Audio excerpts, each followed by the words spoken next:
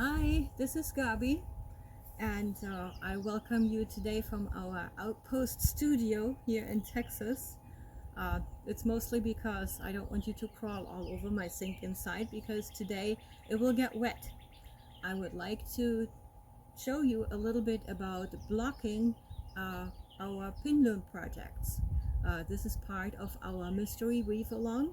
We have come a long way. I'll just quickly show you. So you should be at this point about at the stage where you have all your weaves sewn together into a panel, and now we're going to block it. We had a few people asking what is blocking, and I allow myself to quote here from the Vogue Knitting Ultimate Quick Reference. Blocking is the process of wetting, pressing, or steaming finished, they say, knit pieces to give them their permanent size and shape. And while this is for knitting, it's pretty much true for anything that you make with fiber. Therefore, it also applies to our pin loom weaving things. So this is all about the fiber settling. That's what it does. You make it wet, and that helps the fibers to settle in place. The benefit is that it will smoothen your final project. That's all that's there to it, but it's very beneficial. There are a few other things why you would, or sometimes people ask, when should we block? Um, Usually I only block my finished pieces, but I also, when I try new yarns, I just take a weavie and leave the tails out and then block it.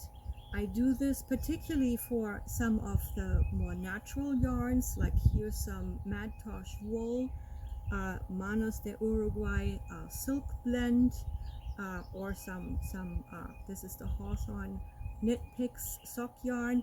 But particularly with natural yarns, I like to just run a test to see if how the fiber, if it blooms or if it shrinks or if it loosens up, like many superwash yarns will loosen up, and also if it's particularly with red, if it's color fast. We worked, or I worked in the weave along with acrylics. For acrylics, a lot of people say it's not important that you block.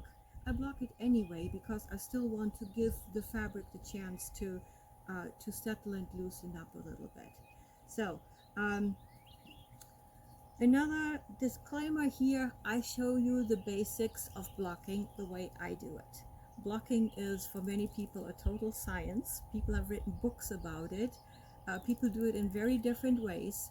I think the most important thing is that you get started, try it out, and see the effects with very, very simple means. And then you work from there and work with different fibers, work with different projects to make it your way. So today, this is Gabi style, very, very basic. Let's go and take a look here. All you really need is a bucket with water.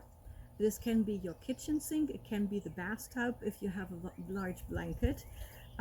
Just cold water, the way it comes out of the sink is perfectly fine.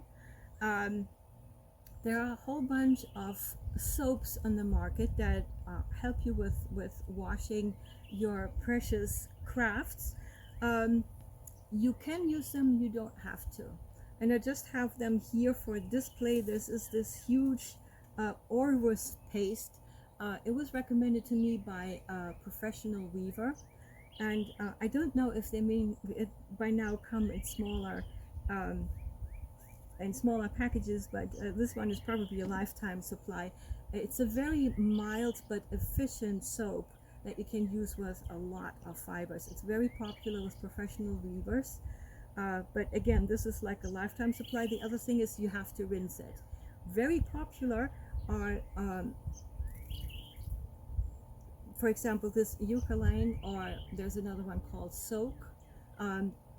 They are very popular soaps because you don't have to rinse them, and they come in all kinds of flavors, so you can go play with it.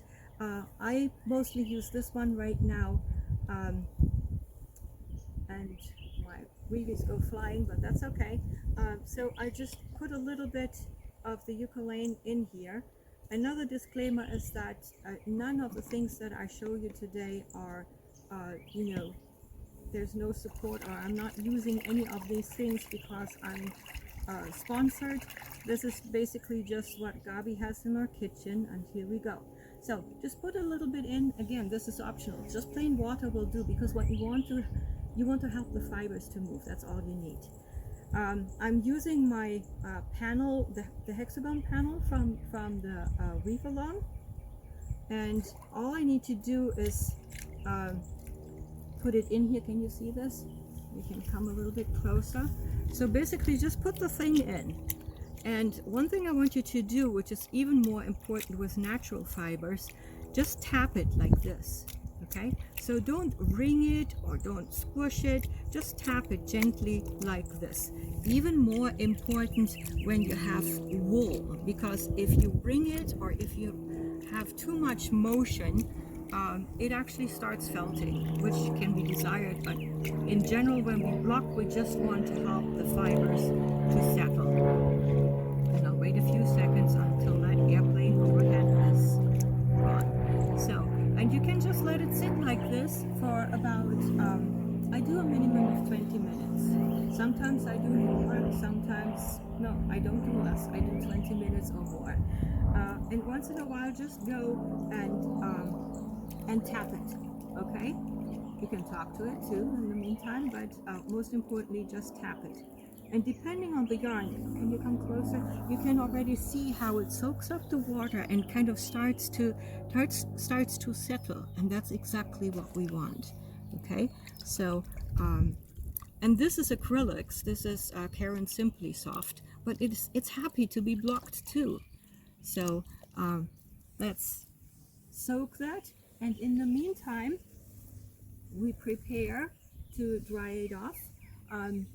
I use two old towels, and one goes under, the under one goes over. So we prepare that right now for our little piece. One goes under, and this one will be for going over. You can use any towels. I just have to set 2 towels aside because I do quite a frequent blocking and don't want to have the family towels all wet when we need them. So after 20 minutes, this is like fast forward, you take out your piece, and you do this very carefully. So basically do something like this, and then you just squish it gently to get the water out, okay? Don't wring it. With acrylics you could even wring it, but I do not recommend. It's not a good practice. So just press out as much water as you can. If you have larger pieces, you start on one end, press it out, and then just keep going towards the other end. So, and I'm just doing this as good as it gets right now. This is probably, you see it stops dripping, that's good enough. So then we go over here and lay it out on the towel. And at this point, it doesn't have to be like perfectly shaped, because all we want is right now, we just want to get the water out, all right? So I just laid out flat a little bit, and then I put the second towel on top of it, and then roll up the whole thing. Roll up all the layers, okay? Like this. And now you can press it and squish it. And most times, I don't want to get onto the table right now, but most times I actually stand on it. You can safely, because your piece is wrapped up so many times and so safely that you can't hurt it, okay? So this is like turn it and twist it and squish it to get all the excess water out. Usually, even for a sweater size, these 2 towels will do the job. So if you have 2 bath towels, that will get it quite some yardage here, mileage. So, and then we unroll it and take it out, and at this point you can actually see, okay, this is acrylics, but you can actually already see that we got quite some good water out.